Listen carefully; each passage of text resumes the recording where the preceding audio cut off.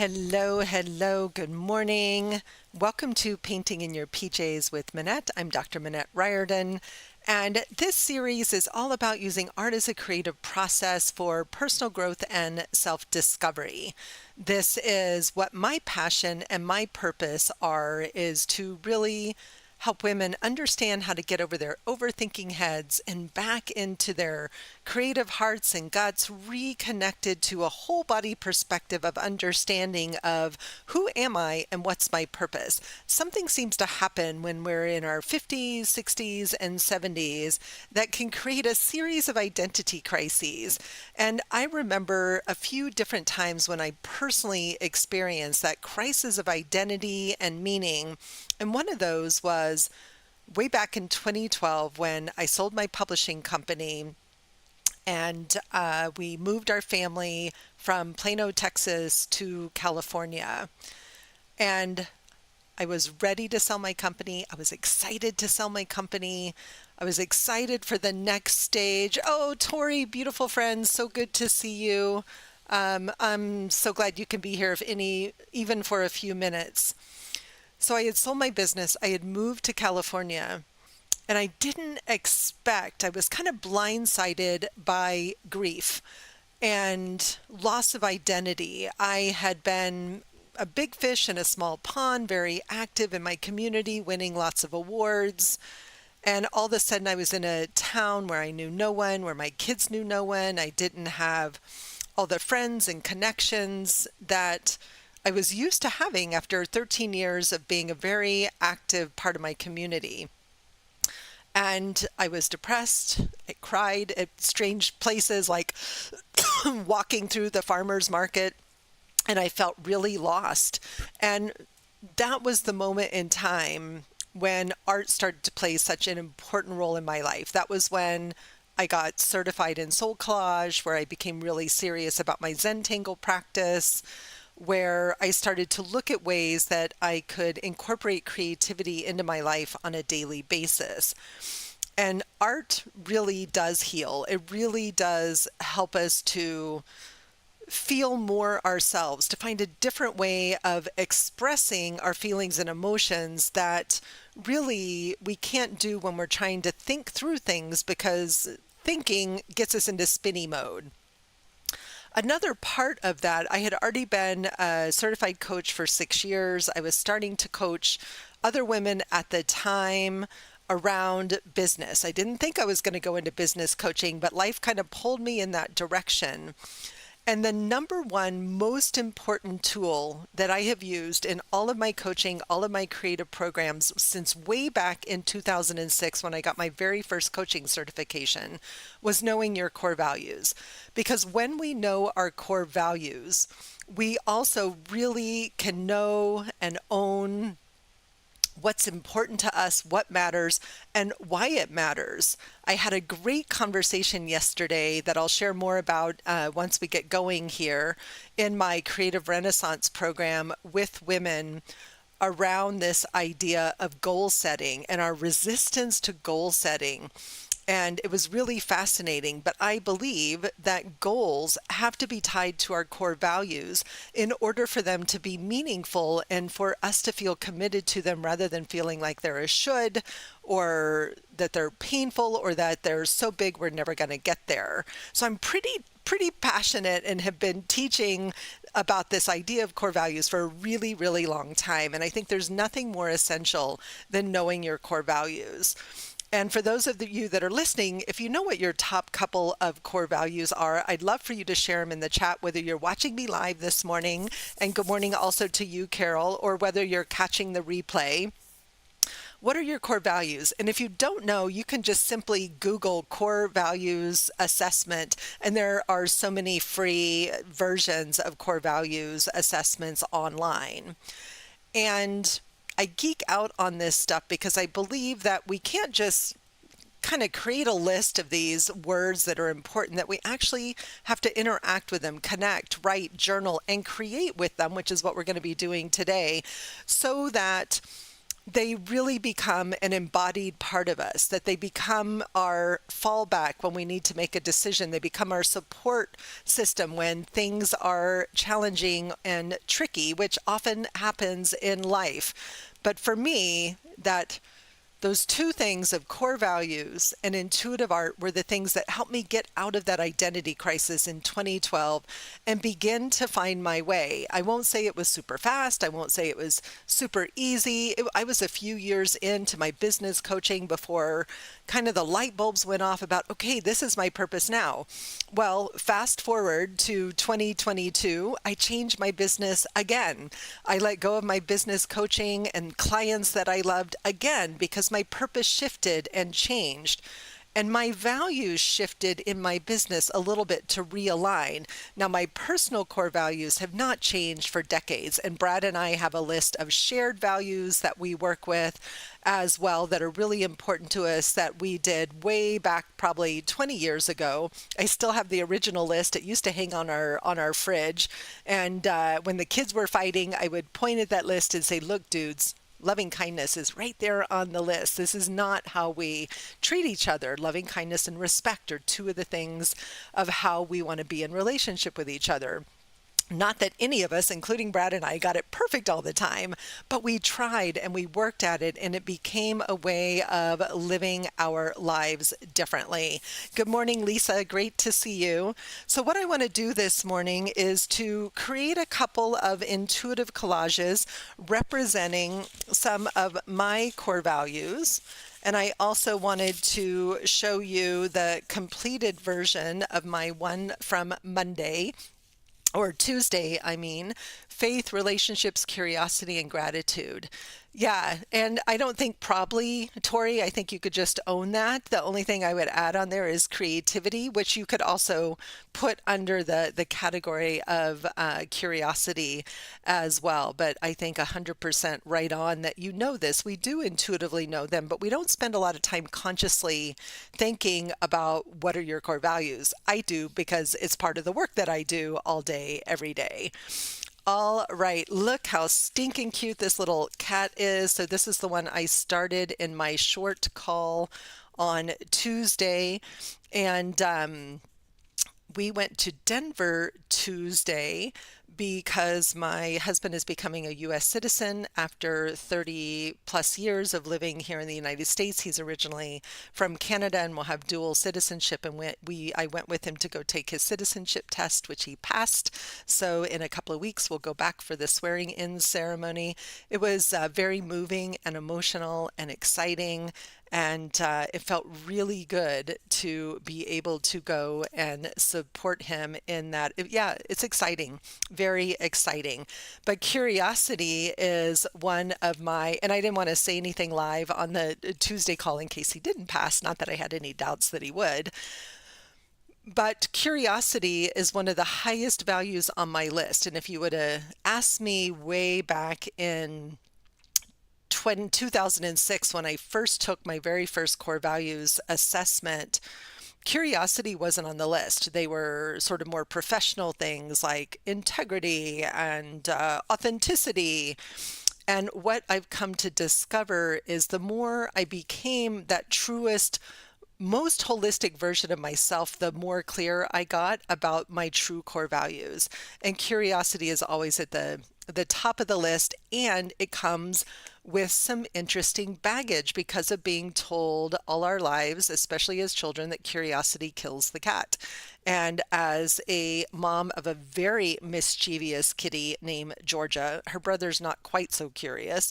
Like, I watch her exploring and playing, and it's like that's the energy with which I want to approach my work and my life, whether we're going for a walk in the woods or for a drive across country, or I'm sitting here in my studio flipping through collage images. Curiosity is the thing that guides me because curiosity keeps us open-minded. It keeps us squarely in the space of possibility instead of some arbitrary or finite definition of what's possible.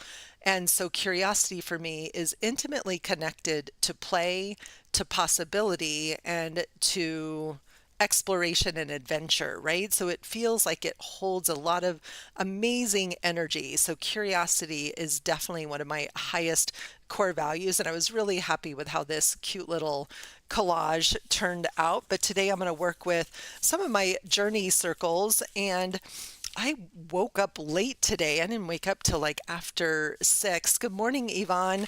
And so I didn't spend the time sorting images ahead of time like I normally do. So I'm going to just invite you along with me to see, like, from the beginning, how I really go about this process. So the values that I wanted to think about today were connection, creativity, and perhaps spirituality. I know, right, Lisa? I love working with circles so much. I even created a set of my own for one of my other programs, and I'm thinking about bringing them back into the Creative Renaissance program. So there would actually be a kit of these cards that would go with Creative Renaissance. So the first one I want to think about is connection. And in my head, I can think about multiple cards at the same time.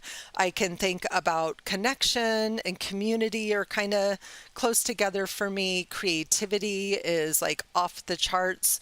Gratitude would be a great one on there. I'm trying to remember what I wrote in the description. It was creativity. Connection, I would say, is my highest value of all, and connection with self, connection with spirit, God, universe, connection with others. That's a huge category for me that deserves each of those versions of connection would deserve their own collage. So I think I'll focus on connection and creativity to start and see where we get to. I also am feeling really drawn to do one about spirituality, right? My connection with spirit. Oh, I remember what the other one was thinking about vitality, that, I often put health and wellness as a value, but what if I switch that? So words matter, definitions and origins of words matter. What if I went from having it just be this generic health connection, but instead vitality? And if vitality is my value, then it shifts how I think about how I'm spending my time, right? It shifts how I think about what I'm doing, what I'm putting into my body. Am I making time for exercise, for meditation, for art, the things that matter? And vitality is also one of the categories we talk about in Creative Renaissance. And so I'm thinking, what if I lift that up? So sometimes we find in a season of life that we have values that need to be lifted up. So I am loving this little beautiful, these are from an old children's book, Ring a Ring of Roses, A Pocket Full of Posies. I remember singing this and playing this as a kid. And so for me, this beautiful little image really pulls together connection, play, right? Community all together. So I'm feeling very drawn to that image this morning. Fun little Mother Goose one. So we're looking for images related to connection, to creativity, and to vitality. I'm really loving this picture of this woman here in this swinging chair. She has this gorgeous, vibrant smile. She looks really relaxed. So that one might go with vitality. So let's see if we can find anything that's, this one, that looks just like me in my space. So trying to write with her cat on her desk. So that one is like my version of creativity. There's paintings and photographs. So that feels really good. Wow, they're all kind of right here at the top. This also feels like a fun creative pursuit, very interesting photograph, and this woman being deeply connected to nature, which is one of my aspects of connection that's really important. And I always end up pulling out more images than I need, but I start by sorting and then come back to the creative. I love this photograph of this beautiful, vibrant older woman. She definitely needs to be on a card. Love her. We have another artist at work here, a basket weaver representing creativity. There's some paint and some books. So creativity is an easy one.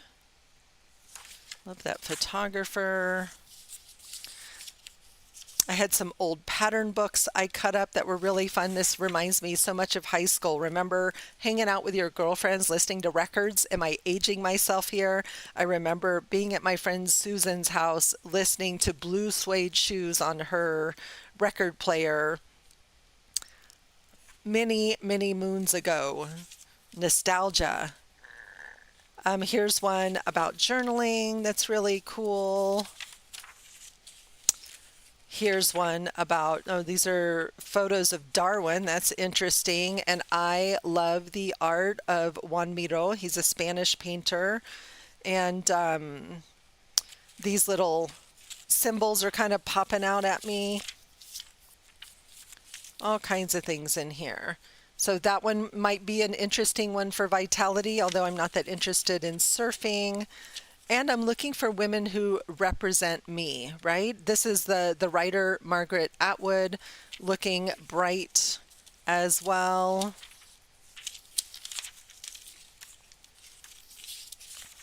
I'm not even making it very far into the book. So I have sorted this whole box of image. You'll notice these are all people images because one of the things that I know, right, they are expensive. They've made such a comeback, Lisa. Now it's a big thing to buy records.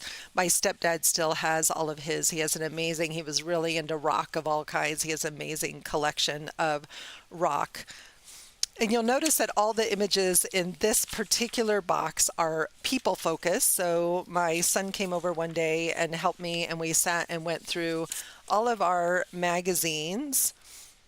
I love this dude in the library because that's like my happy place, is sitting there surrounded by all those books. And we sorted images. So I have a box of animals, a box of people, a box of backgrounds. This was from an old book of knitting patterns that had all these fun, interesting, again, that sense of nostalgia. Lots of fun images in here. So let me just flip through a little bit. I think I might have enough. Here's some fun old photographs that my mom found, which are great for art journaling. Don't know who any of these people are, but there's some charming, charming photographs in here. Lovely, lovely. So it's fun to sit and flip through these things. And when you're creating intuitive collage, what I want you to think about is to not spend too much time in picking the images. We can get caught up and spend all day, especially if you're starting with an actual magazine. It's easy to get caught up reading. I love how creative that dude is, to get caught up reading all the images or the articles and looking at the words. And so what I want you to really think about here, look at that cute elephant one, is holding these ideas loosely and just allowing the images to surface, and pick more than you need for now. I probably have enough to get started.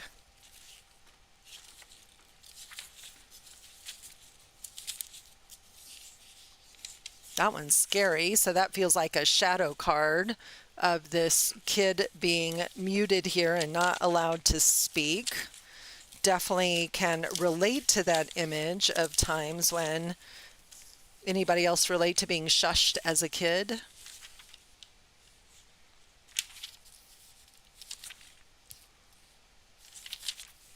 And I have images of men and women, images of people of color in different cultures.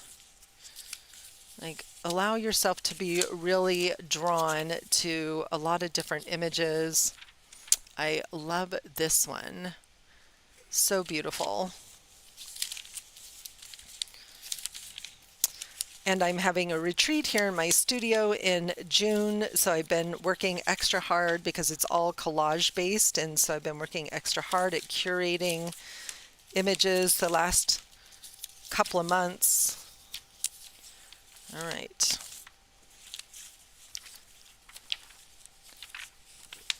So interesting. This one looks more backgroundy than people focused. Life is not the length. It is not the length of life, but the depth of life. What a great quote. Like this could be the quote for all of the work that I do, but I'm drawn to that background image that was in this box. I have images in here that have been around for years that, clients will come and go through the boxes, and some images stay and some images stay 5 minutes and some stay 5 years. Like this lady has been floating around for a while now, and eventually she'll find her place in the story. All right. And then I have a box here of things that are just kind of mixed up. That this was part of the cat image. We've got some scrappy flowers. I have one box that hasn't been sorted. There's something about this image that's so appealing and somehow feels like making friends with death, which is an important part of our own journeys, about just facing loss and grief.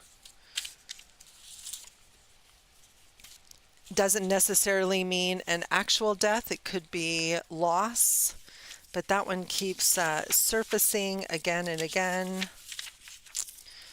So yesterday on our live call for my creative, oh, that's funny. This looks like an old wooden tombstone in the middle of somewhere. So maybe look at that. Sometimes a collage just emerges that I wasn't intending to create, but there's something that's happening here with this theme.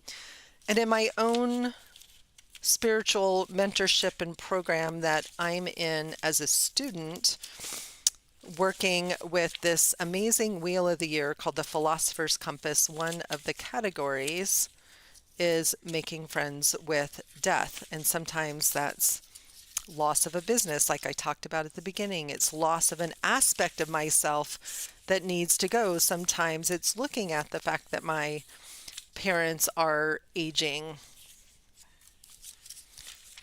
That's such a good one for connection in all the ways. So big variety of all kinds of things. I keep being really drawn to these pots, these dolls.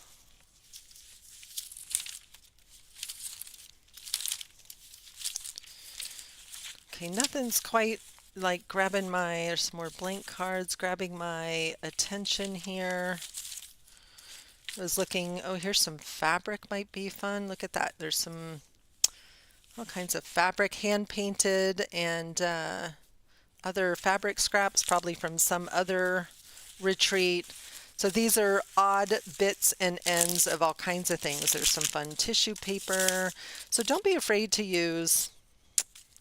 There's a little butterfly hand painted fabric piece that I created at some point along the way. To be using a lot of mixed media in your collage. It doesn't all have to be magazine images. Look at that beauty. All right. My to be sorted pile. So let's see what we got and what we can create from here. And of course I started down a path and then went completely off that path. So what I wanted to share was about, in the Creative Renaissance live call yesterday, we talked about goal setting and our resistance to goal setting. And one of the women in the class shared one of the best descriptions of why we resist goal setting that I've heard in a long time. She put it so succinctly. And I'm thinking I want to use some of my own handmade papers here. And she said the goals that she was asked to set from a young child, and she knew the specific incident that sort of created this belief that goals were so big and so lofty that they were unattainable, so far out of, her current range of ability and imposed upon her by someone else. So goals always became something that felt like a should, that something that became too big. And so I asked her to potentially reframe. I'm liking these softer, maybe little bits of hand-painted ones today, to reframe the idea of goal setting through the lens of dreams, possibilities, curiosities, because what happens is we tend to set goals that are shoulds, that someone else is telling us, you should do this, you should do that. In her case, it was a parent telling her that she was learning to play guitar, and her parent telling her from a place of love and celebration of her child that she could be a world-class guitar player, singer, performer. Now, this wasn't even something she was interested in doing. She was just at the very beginning of learning to play guitar, and so she became so overwhelmed by this that it took all of the fun out of learning to play guitar for her. Okay, so this one feels like connection to nature, something here about texture that feels fun and inspiring. This one doesn't feel quite done, but I'm going to start to just curate these cards all at once, and I'm going to start a bunch of cards and see where we get to. So if you're someone that really struggles with the idea of setting goals because you feel like it's always, love all those little feathers on there, because it's something that you feel like you're just setting yourself up for failure and you can't tolerate failing at something one more time, you're not alone. This is a very common fear. It's why people stopped wanting to set New Year's resolutions. And my belief around this is that when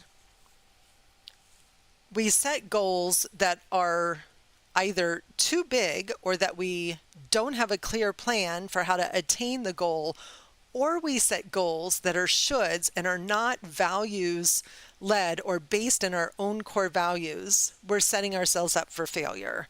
So for example, if you're someone who doesn't like exercise, but you set a New Year's resolution of, I'm going to exercise every single day, there's going to be some resistance in there.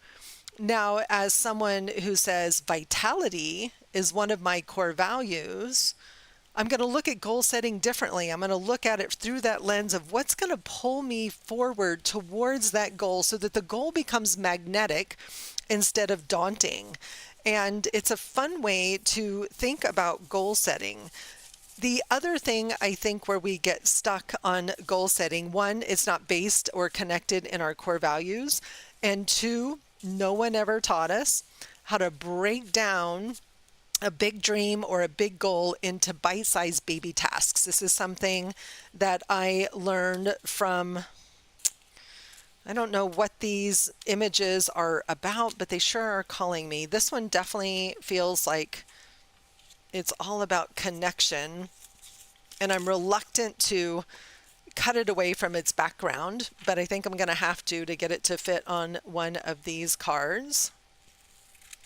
I think this is from Breathe magazine. They have amazing illustrations. I love their magazines for collage. And I'll use myself as an example. So as many of you know, I am working, well, I haven't been lately, but I keep saying I'm working on a book. This will be my fourth book. The first three came really easily. This one is not coming along so easily, and I'm not prioritizing time to write. I'm letting other things get in the way, but it's a big goal. And what I realized going through my own teaching and my own creative practice, and I'm a big fan of practicing what I preach, is that I'm at the point, two things, where I had a lot of fun with the drawing and illustration. The outline is done and feels really good, and I need to actually sit down and write. at the computer, and sitting at the computer for long hours doesn't feel that great on my body right now.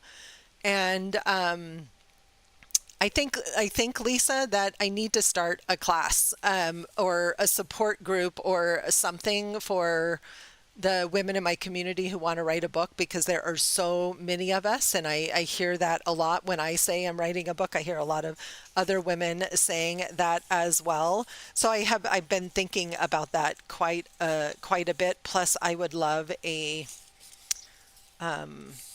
create a writer's retreat for myself and go away someplace. So I have some, like, it's one of the things that works for me is to have some really dedicated time to write. But the way the book is going to get written is a little bit at a time. And I mentioned on Tuesday that those of you that are on my email list will be getting an email tomorrow. No, I don't like that on there.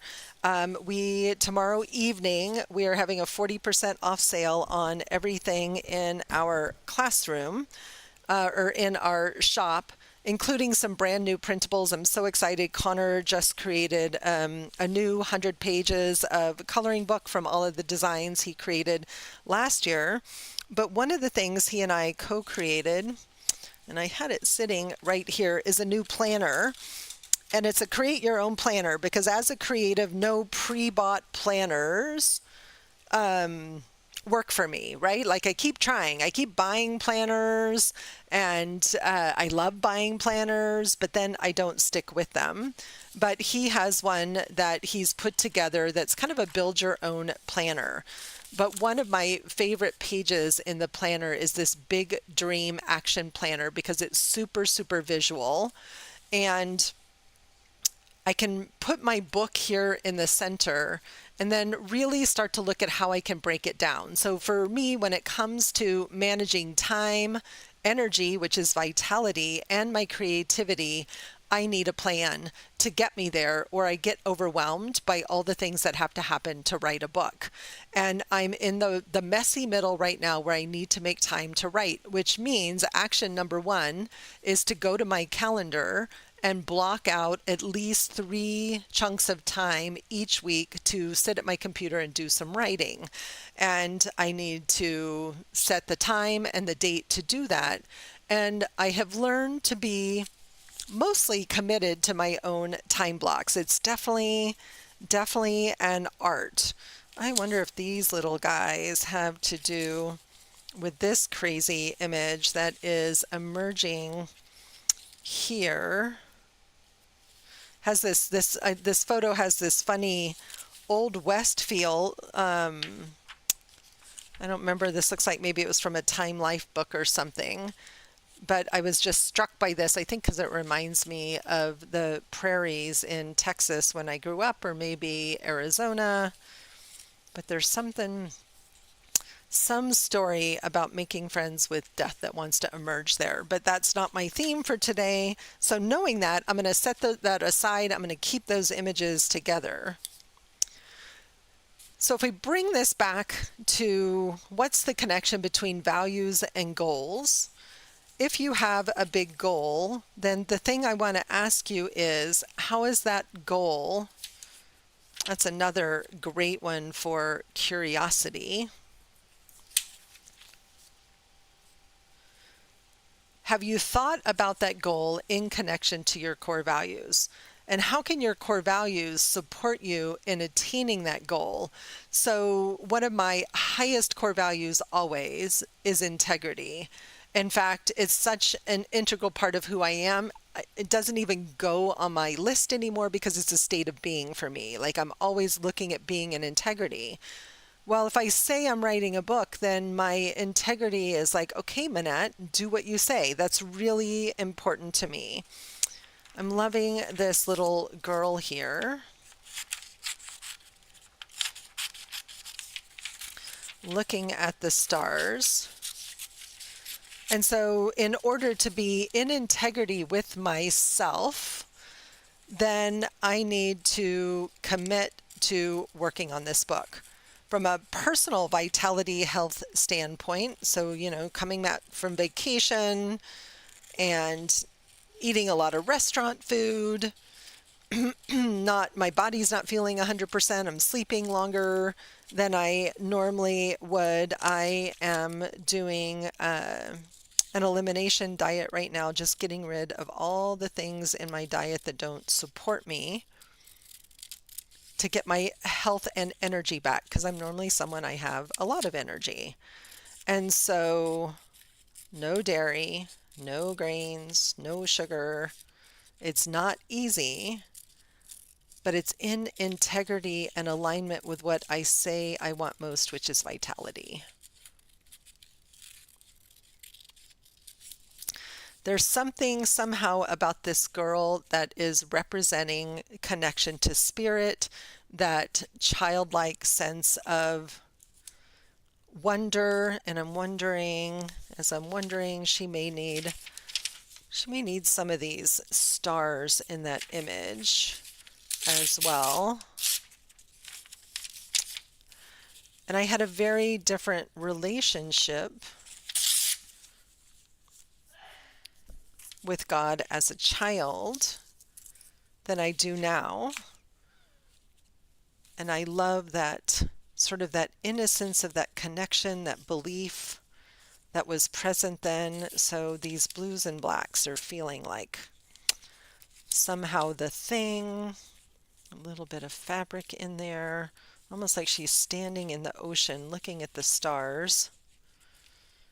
Something kind of fun happening there.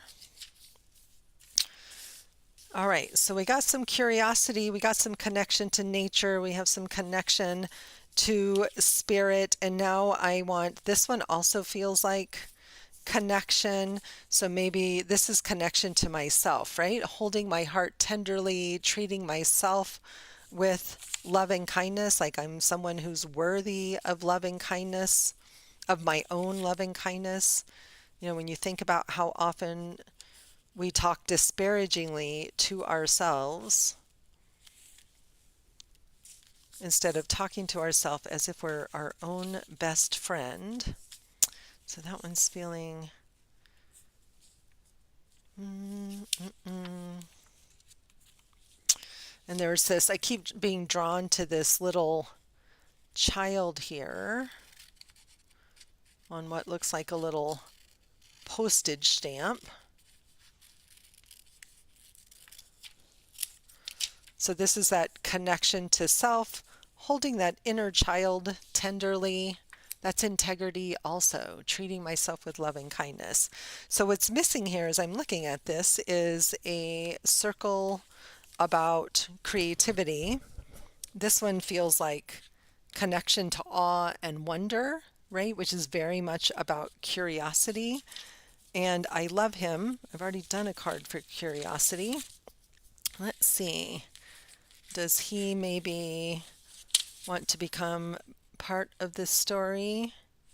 I don't know, that's kind of cute. Or maybe he'll just get added to this card. I love creating cards that are double-sided when I find a lot of images related to a theme. It's fun to have them on both sides of the cards. So I'd be very curious to hear from others as you're listening about this idea of goal setting and how you feel about goals. Do you love setting goals? Do they motivate you? Do they intimidate you? Do you resist them like the plague, which is what I often hear? Or I do work with a lot of women in my communities who are retired, like Lisa, right? And all of a sudden it's like we forget everything we knew about goal setting and organizing our time.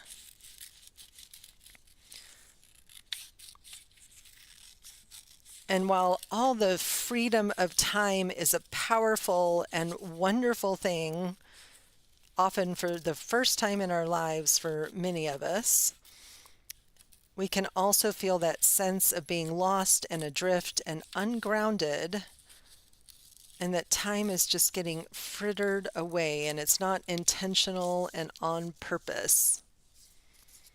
Yes, I agree. In our, we have a lovely, wonderful artist in our Creative Renaissance program, And one of the challenging tasks that I ask people in that program to do is to do a time audit and really get honest with where their time is going. And the first time she tried it, she made it way too complicated. And then she simplified it and made it super pretty and put it into her journal. And now she's much more able to keep track of what she's doing every day. And the page, the spread in her journal was so pretty. It was very inspiring. And it's another great example of where we can add art, where we can add color, where we can add playfulness to things that feel hard. We're more likely to get them done, which is one of the reasons that I knew I had to draw my way through my book rather than just sit at my computer and start with writing. I had to start with art so that I could get engaged in the imaginative, playful parts of the journey of writing a book.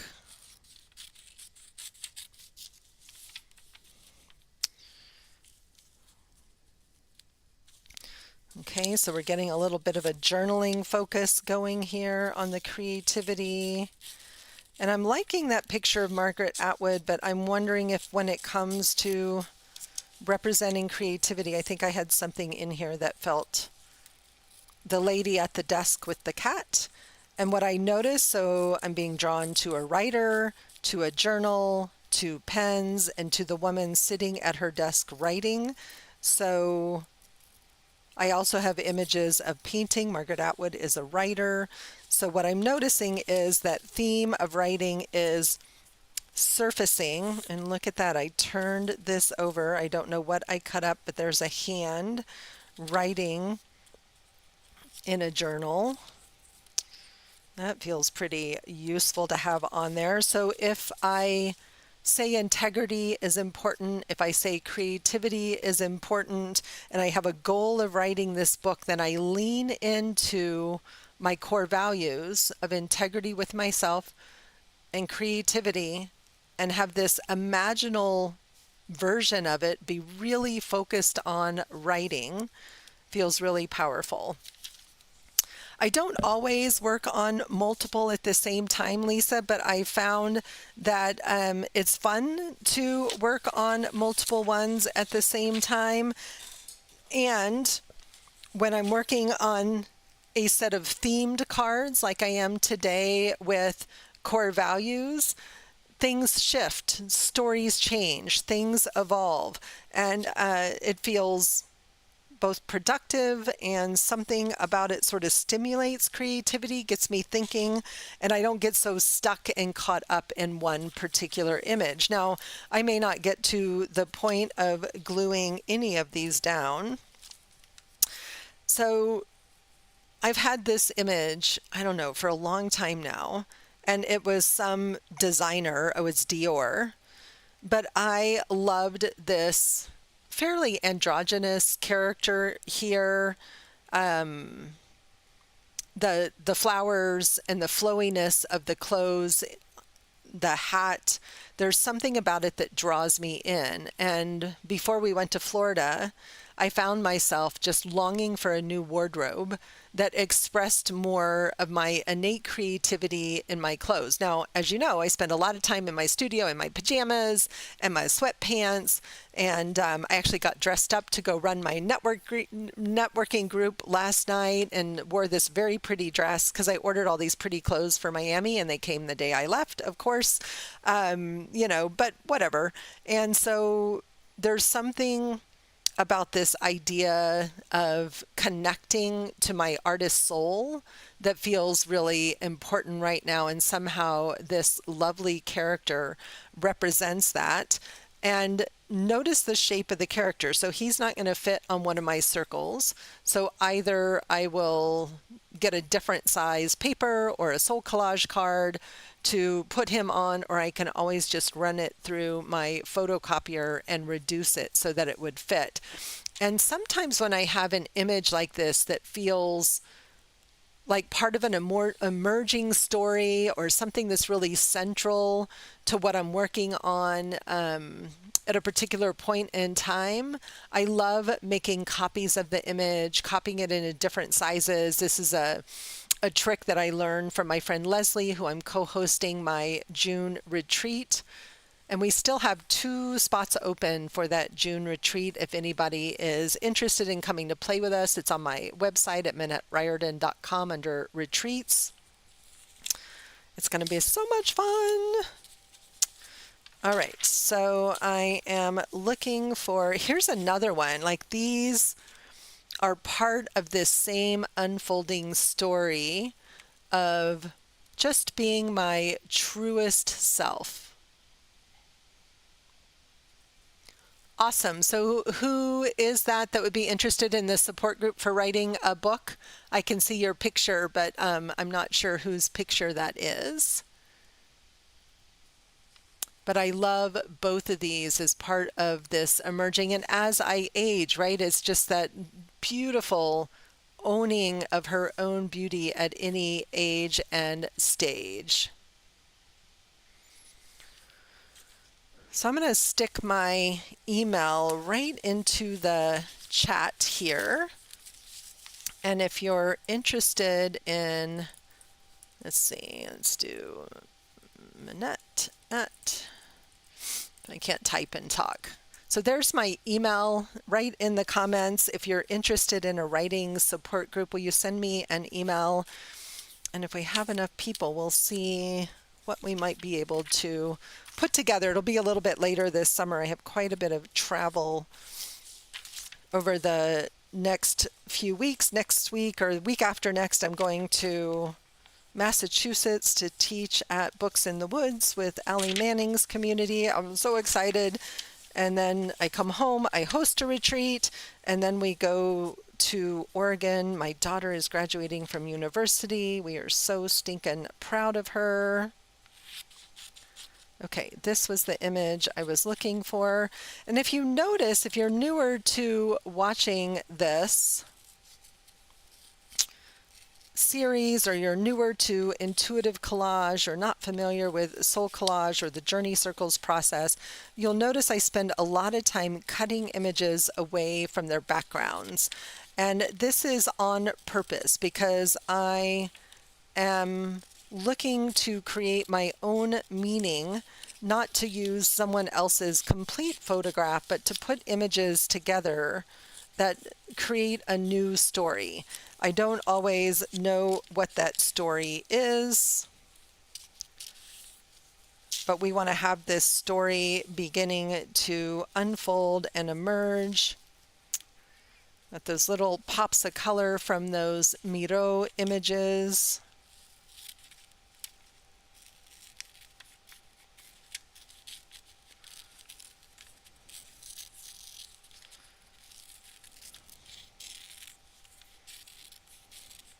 And I'm fussy cutting that picture of Margaret Atwood out. Feels like I want her to be on there because she is someone that's such an interesting writer. Her books are hard to read sometimes. And she's a very well-known author. So I don't have any desire to write fiction. She's a fiction writer. But I do have a desire for my books to really reach a lot of people and support a lot of people.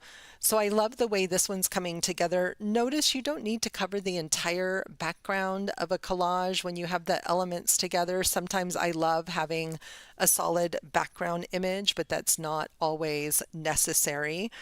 But what I can guarantee you is that I'm going to go ahead and start to glue these images down. This one is going to sit on my desk for inspiration and to remind me of what I've said to myself, that I am a writer, I'm writing a book.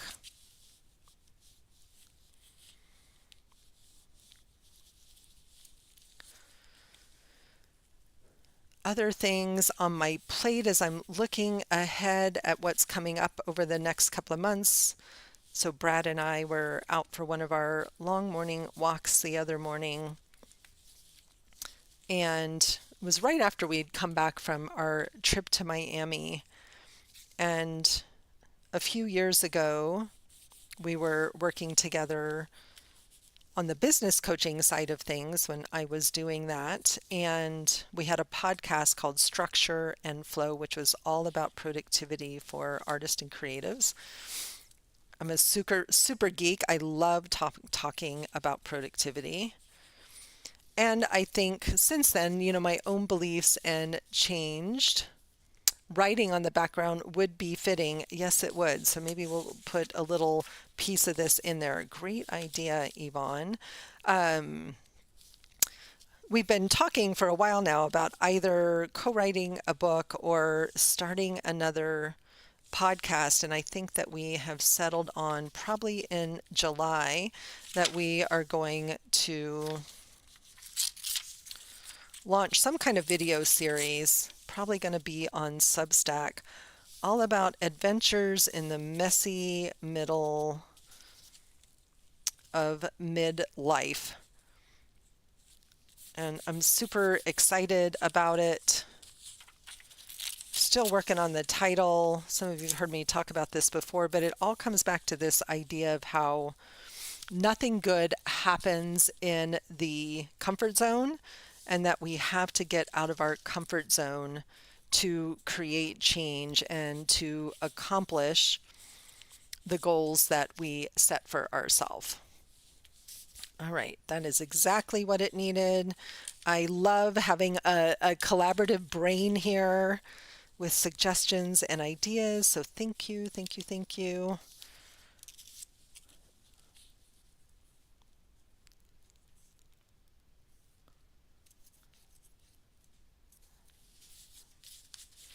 So lots of images of writers and writing, plus some pops of color to remind me that writing is fun, it can be creative, and that my process is that combination always of the verbal and the visual.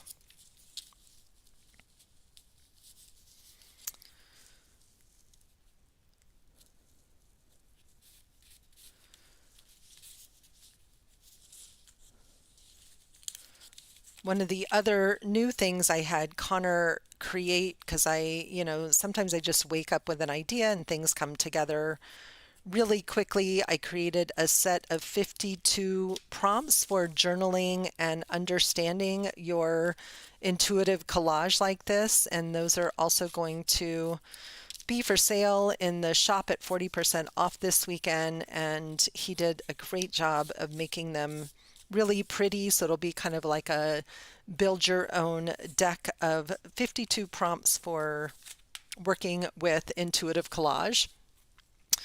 And as I'm looking at this collage, for me, it's the art is done, but the process isn't done. The process and where the magic really happens when working with intuitive art of any kind, whether it's painting or whether it's collage based or other mixed media, intuitive work, drawing, the next step is always to take a little time to do some journaling, or at least to have a dialogue in your mind, even if you don't write down the answers. And when I look at this card and I say, ask this card, who are you? Well, clearly the card says to me, I am the writer, or I am the one who writes. And what is the gift that you have to give me today might be another great question to ask. And the gift feels like a reminder. I've done this before. I know how to do this. And I need to just remember to write. I need to remember to write, to make time to write. I remember to invite in color and play. This feels like that possibility and potential of how many people will read my work and how many people I'll get to serve with my writing. And writing is a very solitary adventure, right? To remember that being in my space, in the quiet, maybe with some focus music on in the background. Like creating the environment for writing is often just as important as the writing that itself. That was one of the other things we talked about yesterday in our Creative Renaissance call, was about the importance of environment on our creativity. Am I set up for writing? Yes, and Yvonne, that writing on the bottom was exactly what it needed. And I love that it has handwriting and typewriting on there. So the interpretation of the cards and understanding the gift in the card and the message in the card is as important as creating the card itself. All right, this one also feels really important right now as I am on this journey of just cleaning up my body a little bit before I take off on a bunch more travels, just eating really clean, drinking lots of water, getting exercise. I'm sad because it's raining. I'm hoping the sun maybe will come out later so I can get out for a walk. I bought an old typewriter, Lisa, and I love it. And what I love it for is like making labels for things like this. It's way too hard to type on for any length of time for me, but for doing phrases, like this one, the phrase that would go on this one is "I love you." So this one is all about that sense of caring deeply for myself, nurturing my inner child, treating myself like someone worthy of love and respect.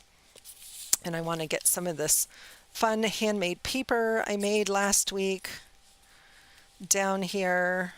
I've already used up most of that, so I need to have another session of creating some fun and playful papers.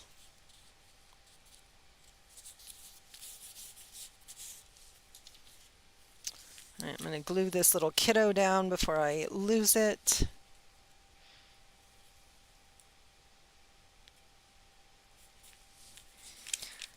And once I've done this initial sorting, notice how fast everything comes together. Right? It's all coming together now pretty quickly. I also want you to notice how I'm creating over the edges of the circle here and I'm not worrying about trying to make things fit on the circle. I'm gluing them down and trimming them after. Yvonne, I ordered a bunch of stuff from a new company I hadn't ordered before, and I loved everything and everything fit. So I've worn 2 of the dresses already to a couple of different events I attended. And I felt like when I'm teaching and that kind of thing that like I wear the same blouses like all the time. So I got some lovely new blouses that, so I got a bunch of stuff that I'm super, super happy with. And went to Old Navy and got a few things, and went to Ross, which, sometimes you find a lot and sometimes you don't find anything. And I got lucky and found some great blouses, I think 3 blouses in a variety of different colors and patterns, all with this gorgeous, 2 of them has this gorgeous floral embroidery on them that is so me, and super, super happy with what I found. And I brought the blouses home after Florida, washed them all, and now they need to be ironed, which I'm not so happy about. Ironing is not my favorite thing, but I just need to come down, put a fun book on or something on Netflix and iron. In fact, I like ironing so little that my iron and my ironing board live in my art studio because they get used more in the art studio than they do anywhere else in the house. I think I want to cut this bottom part off here.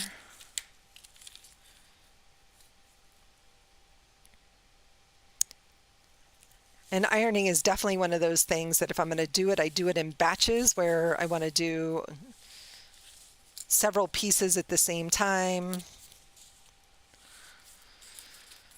And trying to keep the cats and the cat hair off the ironing board. The dryer is your iron. So these are all, they all ended up being like a rayon blend, and they're all super soft and silky, and they hang really nice. And they got left in the dryer too long, so they now are nice and wrinkled.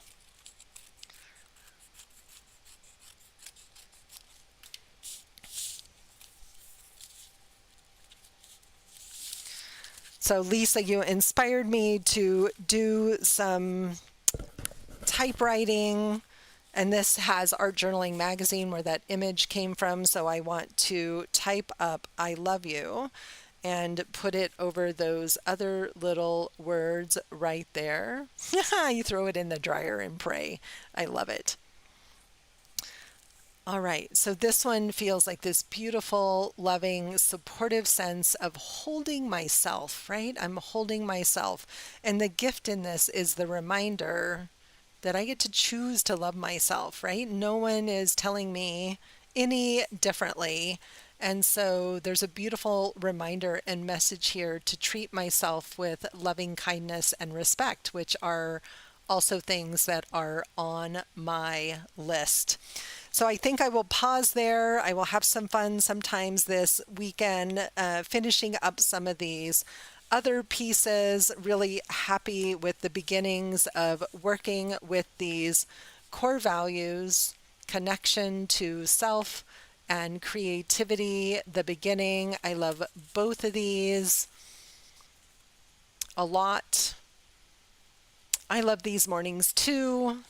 So I will be here next week, Tuesday and Thursday as usual. Then the following week I will be out of town again.